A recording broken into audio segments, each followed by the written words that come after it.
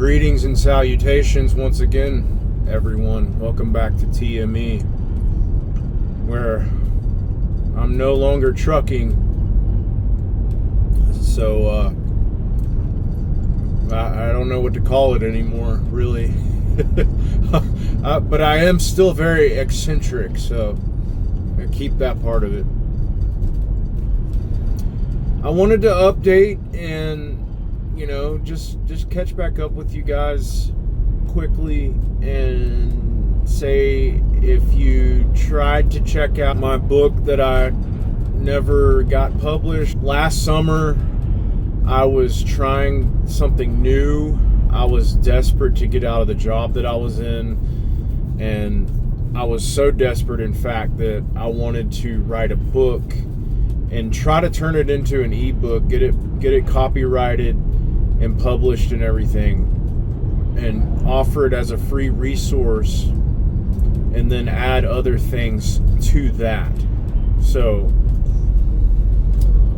it didn't really work. It kind of blew up in my face, and I realized after so long that I didn't have enough time while trying to hold down a full-time job as a truck driver. I just didn't have enough time for the life balance, and I didn't have enough income to invest in things that I really needed to get a business off the ground and running.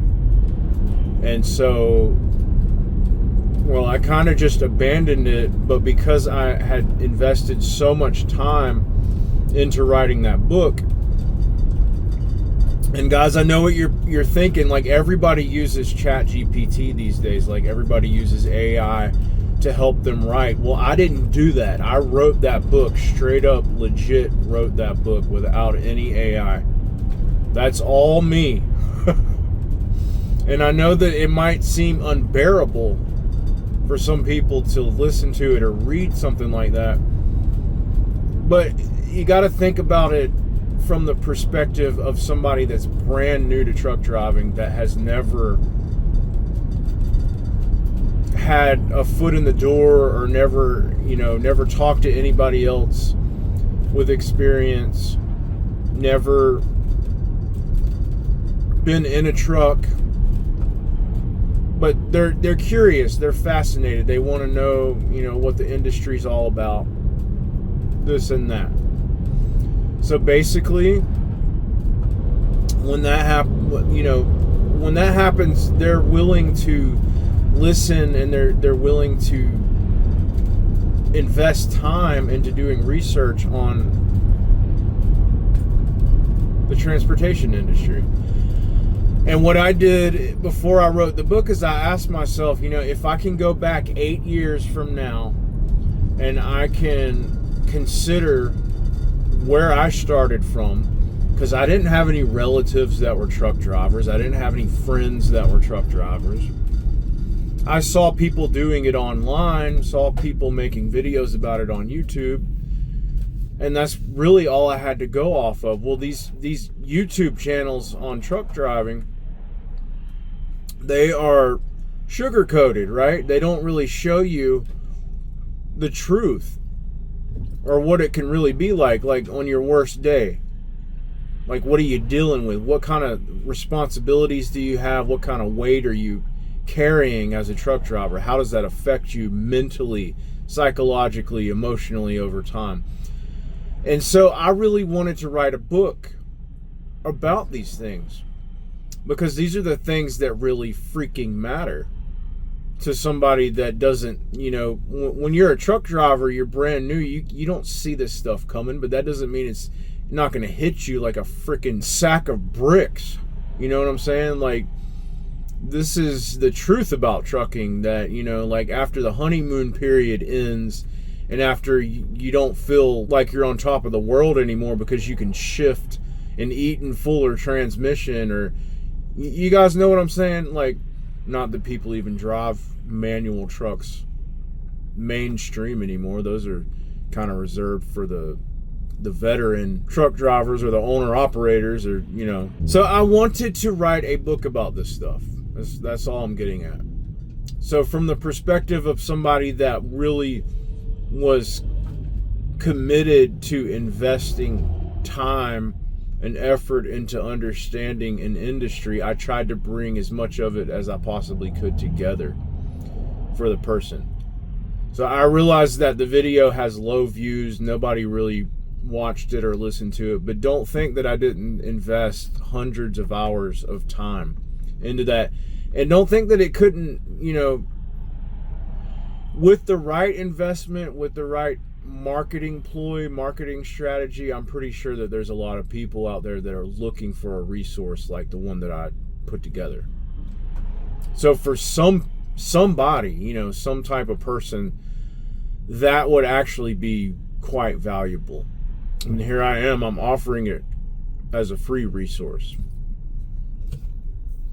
Why? Because I don't really, I'm not a truck driver anymore. I was passionate about it last year and committed, but after this past year and going through it and going through what I went through at my last job, I'm just over it, guys. I'm over it. I'm glad to be out of the truck. I'm glad to have a new job. I'm glad to be back in an industry that I was already in briefly before I became a truck driver. And this job that I have now, I really like it. I'm happy to tell you guys that I finished training. A field operations specialist, we do 3 different types of inspections on a house. I can do all 3 of them now. I know what I'm doing. I know how to check for quality. I know how to report things, to issue work orders for things to get fixed, this, that. And so I got it in the bag, you guys. It was pretty intense training, and it took a bit of an adjustment for me to get the job down, but I think they really like me. They think I'm doing a really good job.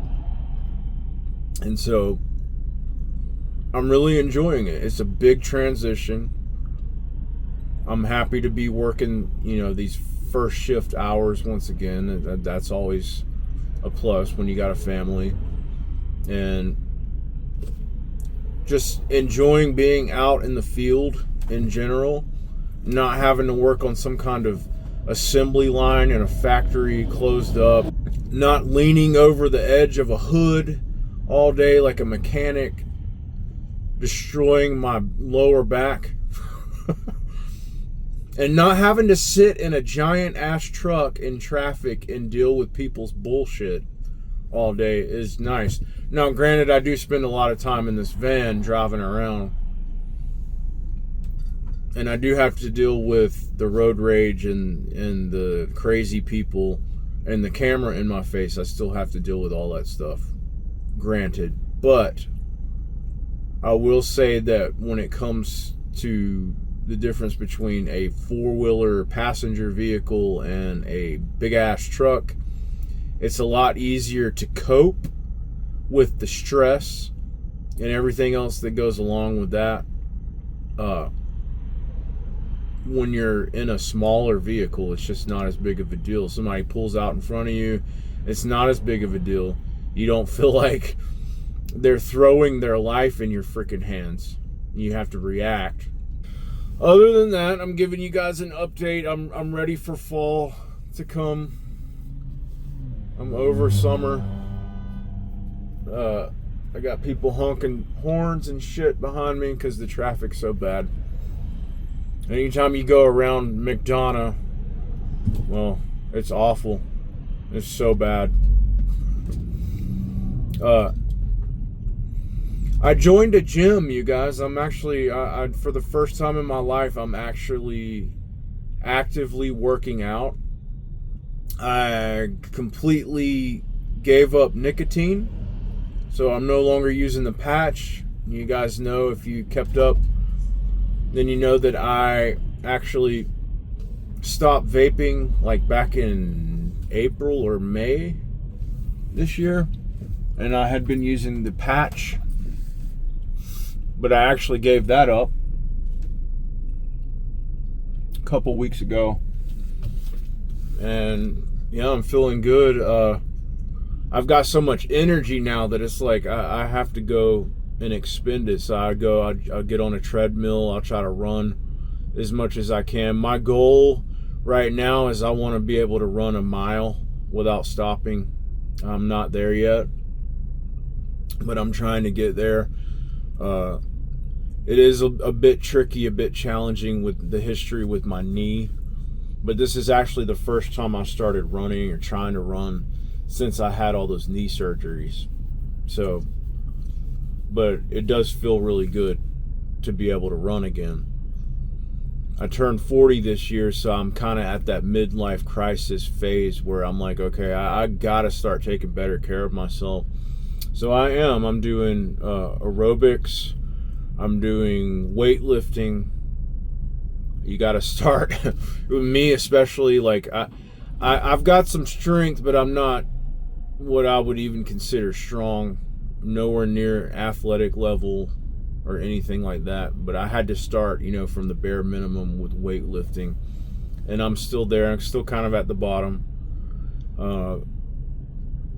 I feel comfortable at this point bench pressing about 130 pounds. I'm not trying to like kill myself or end up, I don't have a spotter or anything like that. But I am trying, guys. You have to start somewhere with all that stuff. So I'm doing that. I'm also doing like calisthenics kind of stuff where I got this dip bar. I bought a dip bar where you kind of, it's kind of hard to explain, but either you know what dips are or you don't. Now that's been challenging, but I've been doing those for a little over a month. I've been doing push-ups for about 3 months now. Started doing push-ups in the spring. And so yeah, I'm slowly adding more and more to my, what would that be? A regimen for working out, taking good care of myself. I want to get my body fat index down and still gain weight in the form of muscle, which I have. I've actually, in the past month, I've gained about 10 more pounds of muscle. So I'm seeing results, and it's quite nice. Something new for me. Still attempting to do the meditation every day. And yeah, I'm loving it. I'm loving the new job. I'm loving life. I'm loving the fact that I get to spend the mornings and the evenings with my kids, my wife. We all wake up together every morning. We get ready. They get ready for school.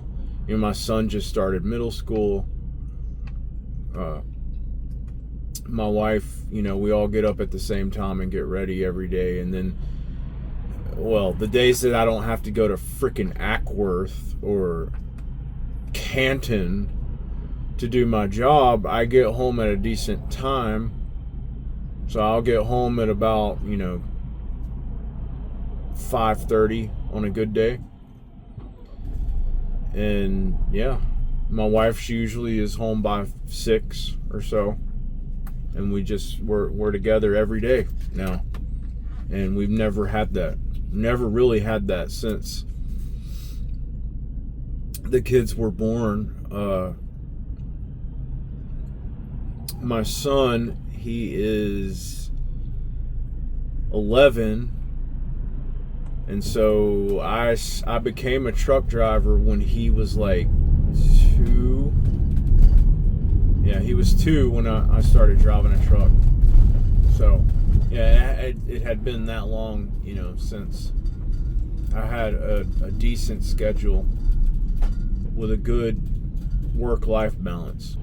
I think it was a really good choice, and I'm loving it. I'm thankful for how far I've come and how much better my life has gotten in the past year. I wanted to spend a little bit of time talking about the book that I wrote, because I'm telling you, I'm using that to tell you, okay, if you can see that I wrote that book, even if you don't like that book, believe it or not, I'm actually working on another book right now. That's actually, guys, honestly, I think that's my calling in life. I want to be a writer, okay? Even if I'm not, a successful or famous writer, even if I can't support my family off of it, I just like writing. I like creative writing. I feel like that's my medium, that's my vehicle for expression, and artistic flow comes, I channel that more through writing than I do music, even though I play guitar, or art, even though when I did actually have time to, back in the day, I was a painter. I've made several paintings. I used to draw a lot. I would sketch this and that. I've got a lot of art that I've made. But I feel like more than anything, my best form of expression and artistic capability comes through channeling the practice of creative writing, for sure, like more than anything else. So I'm actually working on another book right now.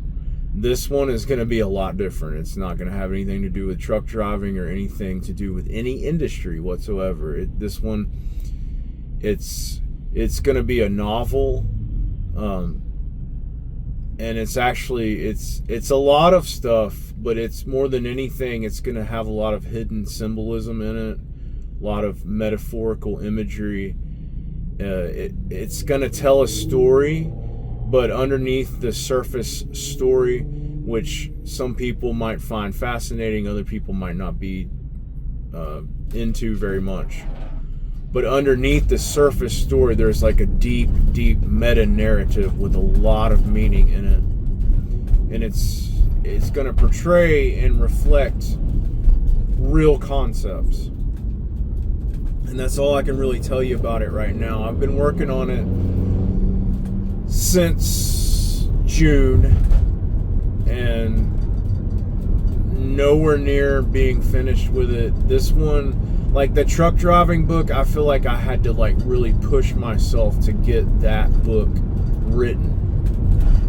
But this book, I'm not going to rush it because I have no need to. But I'm like pouring my heart and soul into it. To the right people, again, for the right people, it's going to be something that people really enjoy. I really hope that people enjoy the book. And again, like, no, I'm not some professional YouTuber. I'm not somebody that most people are actually going to take the time to listen to. I'm not the type of person that can make viral videos and put them online. That's just not who I am. But again, my writing aspect and the you know, part of me that communicates with a pen or with typing with words on a paper or a screen. That's the part of me that I feel like has the most potential to connect to an audience and be appreciated. Like, that's my highest potential of actually creating something that people appreciate and something that actually helps people out there. If that makes any sense.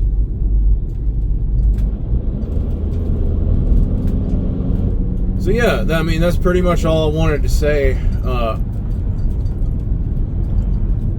For those of you that continue to come back and listen to me jabber on, I really appreciate it. If you guys want, I've got other videos from the past, truck driving videos again, that I can upload. A lot of the stuff that I didn't upload this year, I've got maybe a couple of more videos of me talking about the industry. And they're not very happy videos because, again, I was in a bad spot. I was frustrated.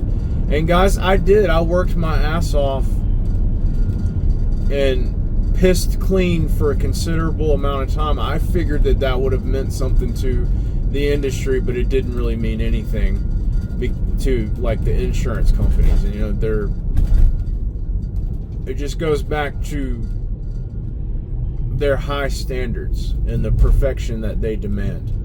And it's like, okay, well, if you have that high of an expectation after I have cleaned myself up,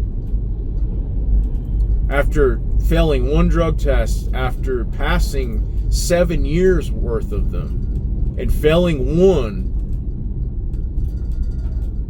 and then I enter myself into a program, I pay for it, and I piss clean for a whole year,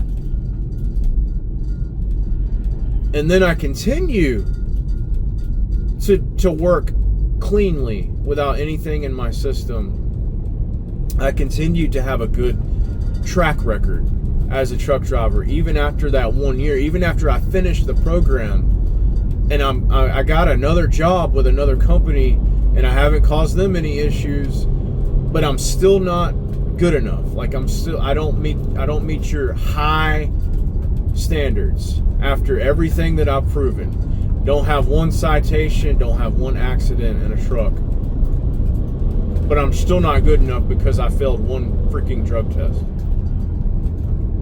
Okay, well, if your standards are that high, I don't want to be in this industry. It's not worth my time. If your unrealistic expectations are that freaking high, and we really do live in a world where people are expected to be that freaking fake to meet our bullshit standard, then I don't want to have anything to do with it, because I don't want to be fake, basically. And so I'm glad I'm out of it, guys. I don't have anything to prove to anybody else. In my mind, I turned it all around. And I'm not trying to pat myself on the back for everything that I did do.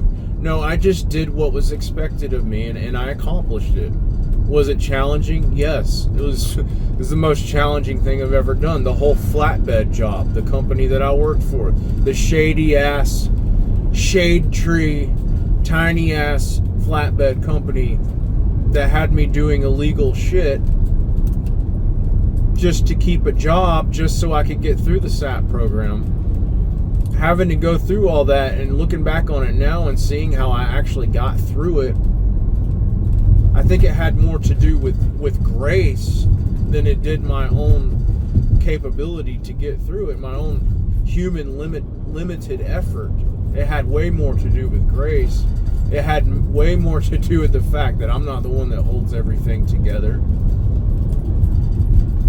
Looking back on it now, I can see how I had a foundation underneath me holding me up the whole time.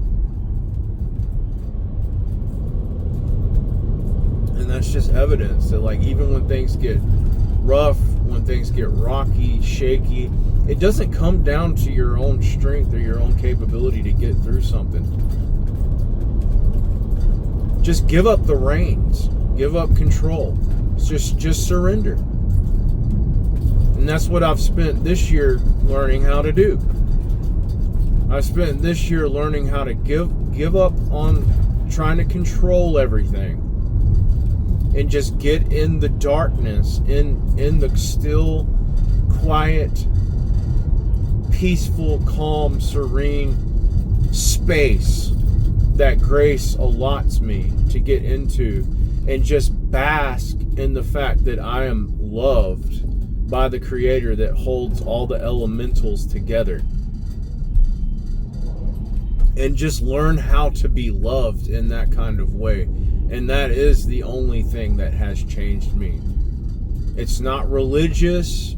It wasn't going to church that changed me. It wasn't going up to some altar and having people lay hands on me. Elders of the church lay hands on me with a Bible in their hands.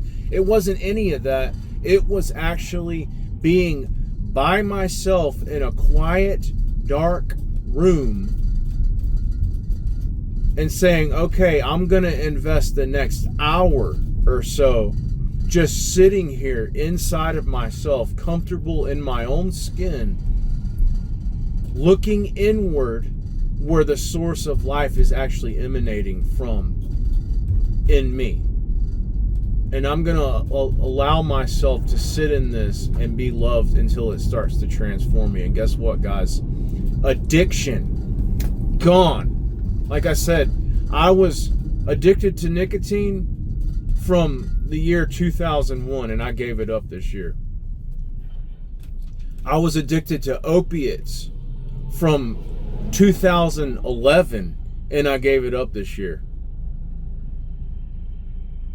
Can any of you even begin to imagine what it's like to have a freaking opiate addiction for more than for nearly 15 freaking years?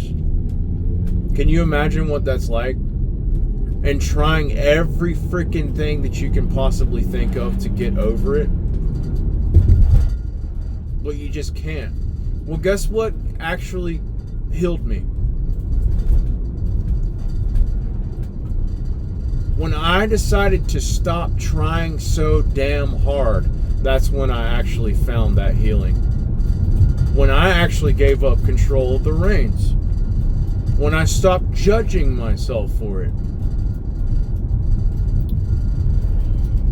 I just gave it to God. And when I did, He took it. And now it's gone. And I don't have to live with it anymore. And He doesn't remember it, so why the hell should I remember it? You know what I'm saying? Grace is real. It's real. So I just wanted to say those things. Anyway, it's been half an hour, so I guess I will let you guys go now. I appreciate your interest and watching. If you enjoy these types of videos, leave a thumbs up. Don't think that I'm religious. I'm not religious. Look, I'm telling you guys about something that's already inside of you. You already have the gospel inside of you. You already have the presence of God inside of you. Whether you like it or not, He's in there. Whether you like it or not, He's in there. And you can't escape. You can't escape your identity. Your identity is you're a beloved child of God.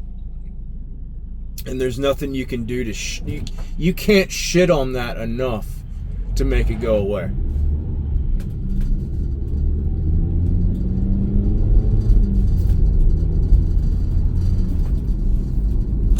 You get what I'm saying? Like, you can't screw that up. You can't screw that up. You might have to deal with consequences for making stupid choices, but you can't screw it up. And you can't make it go away. And you can run from it your entire life. But the fact is, before it's over with, you're going to be face to face with your Maker. And, well, you're always going to have the choice because you have free will. But I think hell itself is just the reality of knowing that you're loved and continuing to reject that love. I think that's what hell itself is.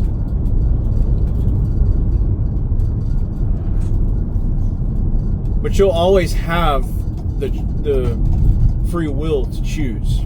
You know what I'm saying? You'll always have that. But alright, I will let you guys go and see you next time. Might be dropping some more videos soon. So just stay tuned and take it easy. All right, later.